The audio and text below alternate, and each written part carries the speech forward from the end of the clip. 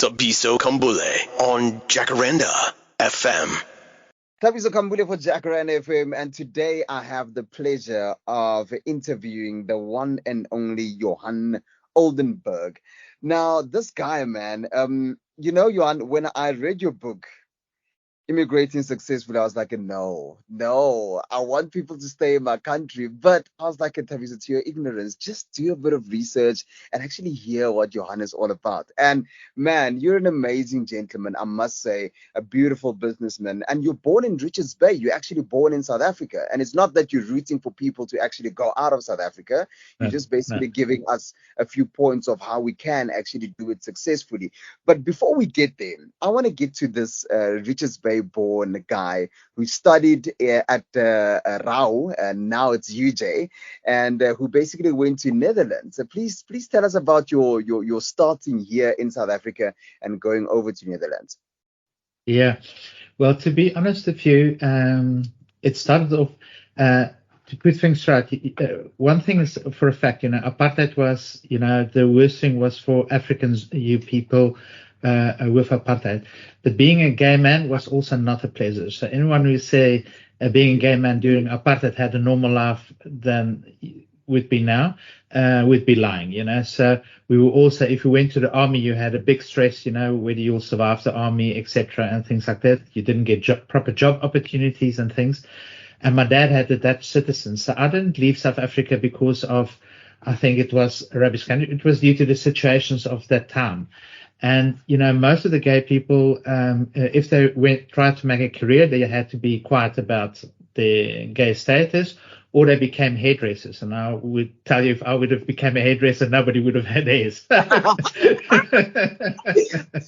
So that was my big reason, when I left actually for South Africa, tried to have, and not that I wanted to be some kind of dancing queen, but I just wanted a normal life like my parents have, and that was my big thing leaving South Africa. And I had a thing, but what I've also said in my book is, if you think that the grass is greener on the other side, immigrating, it is, it is greener, but it's because there's more shit on the other side of the thing, and that's make grass greener, So I don't think that they have their own stuff, Everyone's got their own stuff, and some things are better, some things are worse. It's all different, but you can't take away your roots, So one thing that you must remember when you leave, your roots where you were born stay your roots. So it is still your things that is. And I also think it's important never to turn your back on your old country. And if it's possible, try to still invest. And I do a lot of investing in my hometown, helping a lot of students. I have a lot of students who went to university. I gave bursaries, revamping the schools, the high schools there. During COVID, I helped them financially. I don't want us to jump the gun because I want to ask you so much about that. It's so interesting to me how you are giving back, even though you are that side, how you are giving back to your own country. Tell us about the businessman that you are, though. I know that there's quite a few entities that you also touch. Yeah, I started off studying accountancy in South Africa, and then I proceeded in the Netherlands. And then I worked at one of the big four accounting firms. And at a certain stage, I started off with my own consulting firm. And we are specialized in nonprofit finance. It's a very specialized financial system in Europe. And we first started off with an office in Holland, and one office became 3 offices. And then we also got an office in Belgium. And in 2016, I invested actually in clothing factories in Asia. And I bought one factory, and I think my husband, I'm married now for 20 years, but he almost killed me when I said that we've got 2,000 staff members in Asia. And 2000 became... I love creating employment. I hear you, yeah. Yeah, and then 2000 went to 6,000 staff members with 11 factories in Asia, and then we sold it in 2021, 22. Then we sold the factories in Asia. And I still got my consulting firms in the Netherlands, and I'm doing a lot of social projects and investing in projects as well. I love it, and I'm going to fall right on that social projects. Jy glo ons moet mekaar help, en daar was 'n beautiful documentary wat op Kyknet was. Bus uit Oekraïne. This blew my mind. So, of course, with the war in Europe, you were like an angel that got there and you checked out the situation and you're like, ons moet iets hier aan doen, because that's what you told your husband, right? You were like to your husband, we have to do something about this. We can't just sit and do anything, you know. I want to take you back to a particular story, the bags of the people that basically you had to take into the bus. You have such a beautiful story about that. You're trying to get me to tears here. No, not at all. Not at all. Please. It was very sad. You know, we were actually traveling around the world. And for us to travel at that time, we had, the two of us, and I'm not exaggerating, we had 16 suitcases, you know, because we were 6 months, you know, on a ship and going all over, and we had to have clothes for Antarctica, but also for islands and things like this, you know, so all kind of weather. And then you got there, and we got this bus, and we were in a house in France, and then I went up via Slovenia to Ukraine. And I got this women and children, and it was 52 people in this bus, and all their suitcases could fit into a mini golf, some little suitcases it was. And it was really devastating for me that time. You know, I was like totally shocked, like, is this everybody's things? And that's all that they took, and that's all I have. And I've still got a lot of contact with them. I actually spoke to one of the ladies this morning, and we still keep in contact. It became like a new family for me, friends. And if there's something wrong or one of the kids has got a problem at school, I go as the dad, because the dad's in Ukraine. So all the moms always grow on me.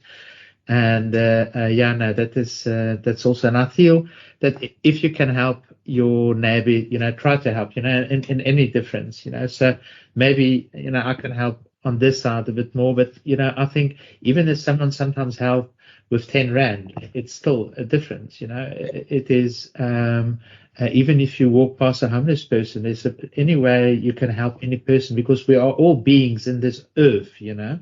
And not one being is more important than another being. Oh, man, absolutely. I love your heart, and I love that you helped in that case to actually get some people out of the Ukraine in that devastating time. Of course, there's a story that you also tell so beautifully about the lady who had a dog from Jock of the Bushfield. It was a similar type of dog, and she actually saved the dog because she was she was mindful of all the missiles that were coming in. But there's also this one particular story, and it's the last story that I wanted to touch on before we move to your book. There was a 3-week-old baby that you found in a bin. Yeah, that was a sad thing. We almost adopted the baby, but what happened was we just found this baby, and when we started searching and see if she's healthy, there was a bank card inside of her nappy. And then we saw who the mother was, or the name of the parents, so we could find her by this way.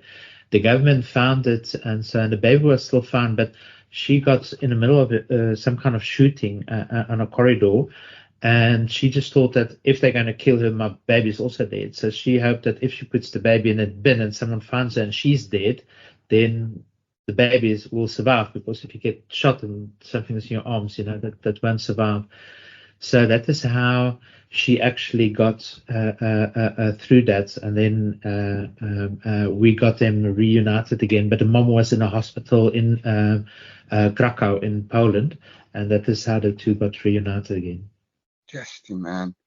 Thank you for really being the human being, an example of a human being that we should be, and that is mainly to help each other. I think in a world, especially as today, you know, I know I've been actually sharing with my friends that God challenged me to start illogically giving, to give when it doesn't make sense. I sometimes do not understand, but I see why. There's a bigger picture. There's a bigger picture that's bigger than us as human beings. So to you, definitely want to say thank you for that.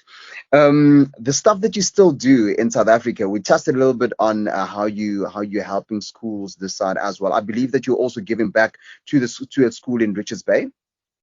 Yes, the high schools, not only my own high school, but also the English high school and in the municipality, I would say, because I've also done projects with Mpangeni and so. And I'm always trying to do it directly to the children. For me, one thing, a child never asks for love. A child just gets love, So, and some of them, you can't choose where your bed are.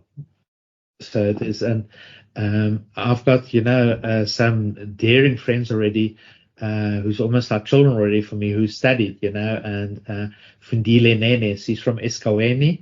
And, the place where she lives, a lot of times she didn't have electricity or streaming water or things, And now she had a bursary through us, and she is working at a lawyer firm as an advocate in Sandton. And she's got a nice life and, everything. And she can help her whole family, That's good. Yeah, so that is a very important thing for me. So I always look at the income of the parents. So the parents are not allowed to have above a certain income to get a bursary or something or any financial help. And the second thing, I also look at what we state in our contract. So a lot of firms, they give a bursary and then they say, okay, you have to work it back for us or so. And we only stipulate that they have to pay it forward. So before a certain age, they have to do something good again for someone else. So that is the only thing that's stipulated in our contracts when they get the bursary. Oh, I love it. I love it. I absolutely love it. Let's get into your book. Immigrating Successfully. And it's basically like an insider guide that you have, right? But please tell us, what do you mean by this, immigrating successfully? How different is it from your how-to guide? Well, to start off with is, to be honest, I'm not very creative. I'm more into facts and, figures. And really 2 days before the book went to the printer, we had to, or to the press, we had to give a name, and I still didn't have a name 2 days before it went to the press, and the book was finished, and everybody at the publishers of Naledi was like, but what are we going to call it? And we were talking, and we were in a group, and then someone said, Immigrating Successfully, the Insider's Guide. And I said, okay, let's go for it, And the only thing is there's a lot of entrepreneurship in it, and it's also a way of thinking. So sometimes people think it's about, telling people how to go out of the country. And I'm like, don't judge a book by its cover. Oh! That's what it's about.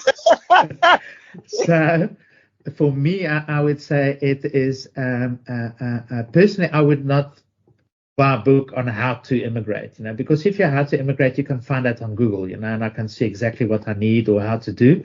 And if you need already a book to say how to immigrate, then I think you should not even immigrate. For me, immigration is the mindset you have to have. You must be open. I lived in Asia. I lived in so many countries. And one thing I also explain in my book is like a lot of people had this prejudgment on Asia or on, and on China and things. While I've it's one of the best countries I've seen in my life. I love the Chinese people. They're such nice and loving and caring, hard-working, and this. But so many people.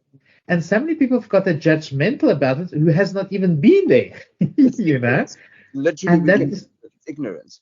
And that's a big thing, So I'm actually in my book trying to give the people a mindset, but even I got writings already from people who bought my book in South Africa who told me, geez, I left from KZN or from Gauteng and I moved to Cape Town, and even your book is helping me on how to think. On how to establishing on a new area, because it's also a different culture, because South Africa is such a big country. So, but it's more the way of thinking and thinking successfully, but also getting out of all this biases that the way of thinking of and little things. Even my book, I gave an example because I grew up with Zulus, and I always say in Zulu to the people, the culture, what they are, because I don't know if you know what Zulu means. Do you know what Zulu means? Please educate me. Zulu means heaven. And Zulu. Yes, exactly. And Zulu lands means the land of heaven. And that's really how Zululand felt for me, and the Zulu people. It's like people from heaven.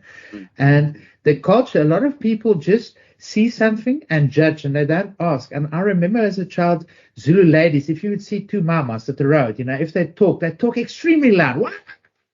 Wow, and for Western people, usually would firstly think, oh, that is rude. You don't shout like that on the street, But I learned from the Zulu people, for example, I learned from them, if you speak out loud, then everybody can hear what you're saying and you're not talking bad about someone. That is why people in Zulu speak loud, because they don't like gossiping.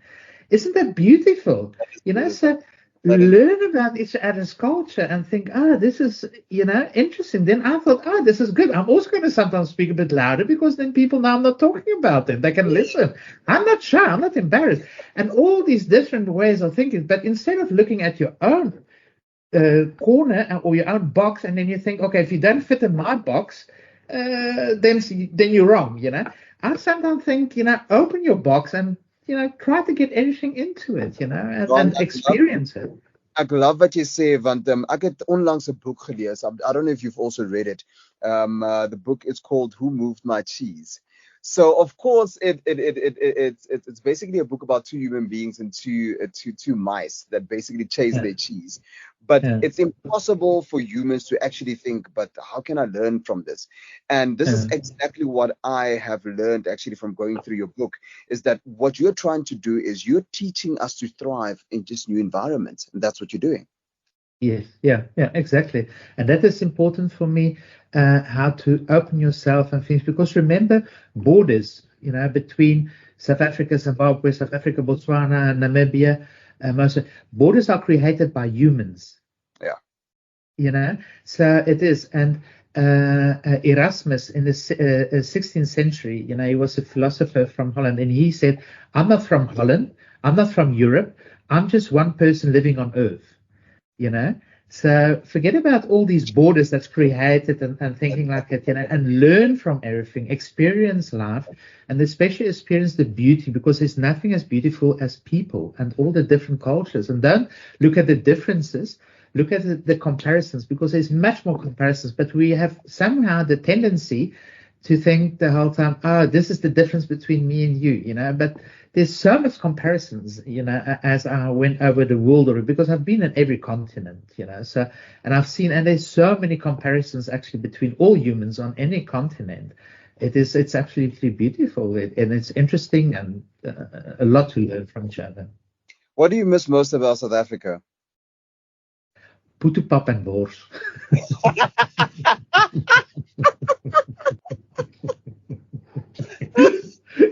Beautiful. That's pure South African. You do not get that anywhere else besides here, actually. You well.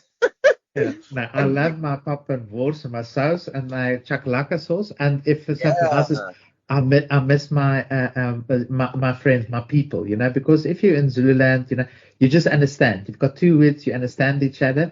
But always, if you're in a different country, you always have to explain a bit more. So you always miss your people. You'll never not miss your people. So I really miss my people as well. Which brings me to the next question. Did you ever feel like you had to fit in when you got to Netherlands? Oh, always. I really, that's one of the big things I warn people, is that you'll always be one note behind. Always.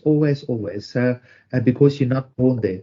I've even written here, if it was for my husband, we would never start a business. My husband is very fearful for risk and taking risk and things. I'm more the risk taker, and I'm the real businessman, entrepreneur, And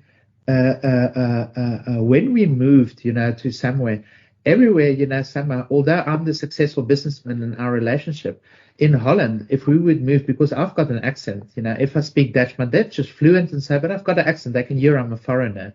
Yeah. So they'll always think my husband is the businessman because he's 100% Dutch, and I'm the housewife because I'm not from Holland, So people are pre-judgmental always. So you always have to fit in, where you go. So it is always a bit of difference in a new culture, and you have to, but it is also expected. And I also think that it is expected. You have to learn a language, you have to learn things. But I also say to people, please be a bit of yourself as well. Don't totally go overboard and just ignore your own culture. Always keep a bit of yourself, which is part of you, and things like that. Like in Europe, a lot of time people will cook exactly the amount of food for the amount of people that's coming to visit. And in South Africa, we always cook for the weeshuis. We cook enough for an orphanage. Yeah. And I still do it because if I get guests or anything, or unexpected guests, people are always allowed. And in Holland, things are usually a bit more on appointment when you go somewhere. So, and if I'll tell people, oh, what are you doing tonight? You want to come and eat here? Yeah. That's something of myself and of our beautiful South African culture that I kept by myself, that I say, okay, I don't have to be like that. Ek gaan op baie noot bly. Een van my beste vriende, Reno, he stayed in America for about 10 years, right? And there's something that hit me that he said, and most probably this is something that we can find in your book as well, as to, let's say we have to go over to another country. The culture that there is in that country, won't it overshadow us if maybe we have kids and we want to have them know a bit of a South African root, like you with the Zulus and stuff like that? Or would you say it's just making a little bit of more effort to keep in touch then with the people this side? I think it will always be a bit difficult for a second generation to keep them a bit more of your culture, but you can do it with learning languages or things like that. So that is always possible. Sometimes I must even laugh is that now and again my own husband, who's born in Holland, 100% Dutch, he will come out and then while speaking, all of a sudden he'll tell me "Namanga," And, Love it. You're lying.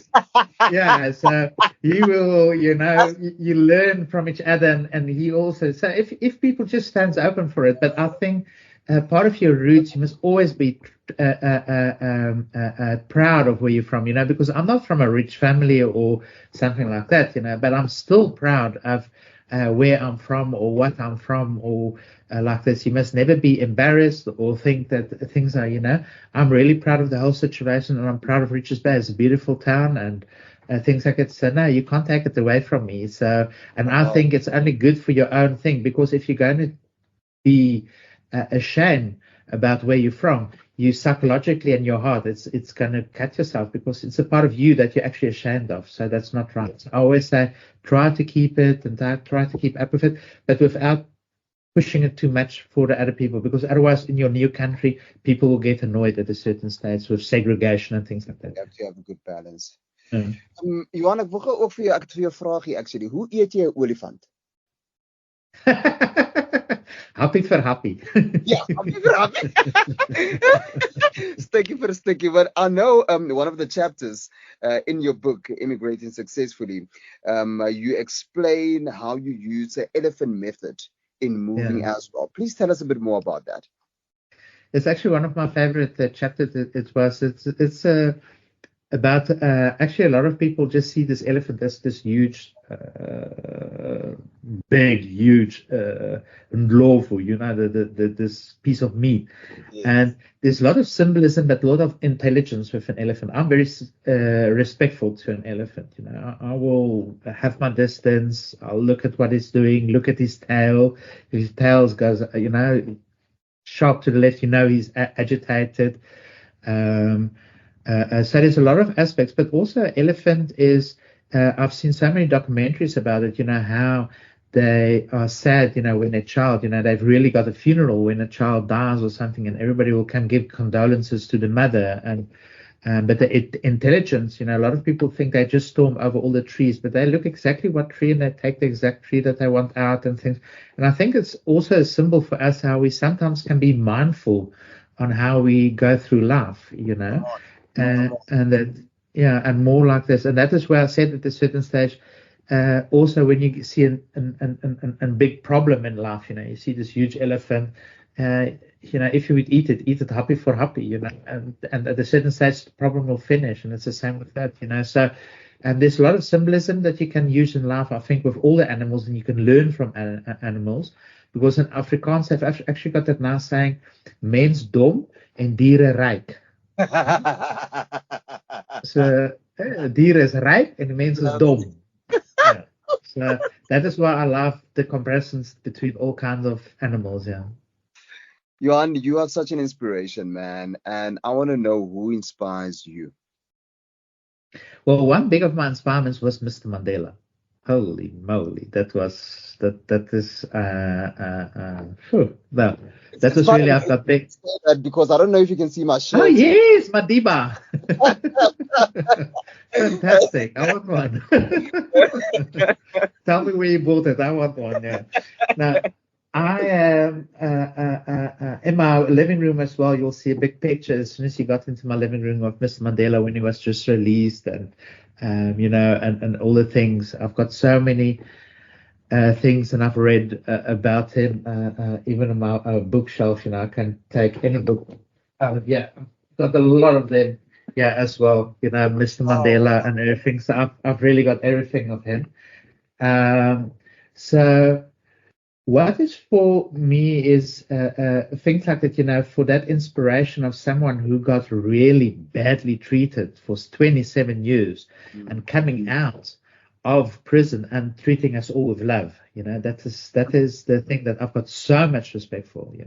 And I don't think a lot of people had that power to get the unity in it. And that is what my wish is, that not only like he created a unity in South Africa, but that we can create a unity on earth without borders, that people can just go where they want to and enjoy where they want to without all the differences in it. So, and the biggest thing I can remember that brought me to tears was when he started off his inauguration on the 27th of April, and then his speech was in Afrikaans from Ingrid Jonker, and I was like, what the hell, And I remember those days, all the, a lot of white and especially Afrikaans people were all scared and buying bully beef and candles because I thought this big war is going to come, and just see what he did, and people like that is my inspiration, and of course my own mother and father, and and where they helped me, and my community. If it wasn't for my community who also formed me, and that's why I think it's important always to give back to your community, because that's part of your development, and thanks to that I am who I am today. So don't forget it. Oh man, that's amazing. Johan, baie dankie vir jou tyd, baie dankie vir alles. Ek kan nie wag om jou boek te kry nie. But also I think it's going to be very important if you can do your book in an audiobook, please. Are you a lazy reader? You called me out. Well, I'll be honest, if I have to do long drives in the car, I also put some audiobooks in the car, so it's also nice driving if you have, and I can think in South Africa as well, it's also, long drives always. So, but it was a very big honor, Thabiso, that you invited me on Jacaranda, one of my favorite as a child. I was explaining to Eric, because he loves Jacaranda. When we're on holiday in a Gauteng area, Eric, my husband, he always wants to listen to Jacaranda. And the big things I was telling him in the olden days, I'm talking about the 80s, you would drive, and the Jacaranda still had the LPs, and then while the song was playing, all of a sudden it would stop because the LP went wrong and went and it was live on radio and things like it. This was really the good days and so. But I'm a very old also to Jacaranda when I was in the vicinity of Gauteng. I liked to man, appreciate it. Yes, home of more music you love. Thank you so much, Johan. That was really amazing. Where do we get you on social media? There's a social media account on Facebook, on Instagram, and it's Johan Oldenburg. Then you'll see my Facebook or Instagram account on it. So please follow me. Gorgeousness. And then when your book comes out, where do we get that? The book is already out. Only the first print went out very quickly. The first print was sold out. So the second print is now in the stores, I think, from Wednesday already. So in all the bookstores, all the exclusive books, bargain books, I think any store in South Africa has got my book, all the airports, everywhere. And you can also buy it online from naledi.co.za. So Naledi also sells it online for the same prices in the bookstores. And in the bookstores, you can find it nationwide. Gorgeousness. Johan, thank you very much. This is good. Please, when you write another book, and also when you're in the country and our times align, please do come visit me in studio. It will be amazing to have you in studio. Oh, please, please. No, that would be very, very nice. No, I'll enjoy. Even just meeting you in person for a cup of coffee, I would love to. Sure, definitely, definitely. Sure, sure, sure. Thank Thank you you. so Thank much. you. Thank you so much. Have a good one. You too. Thank you. Keep well. Cheers. Bye bye, Thabiso. Thabiso Khambule on Jacaranda FM.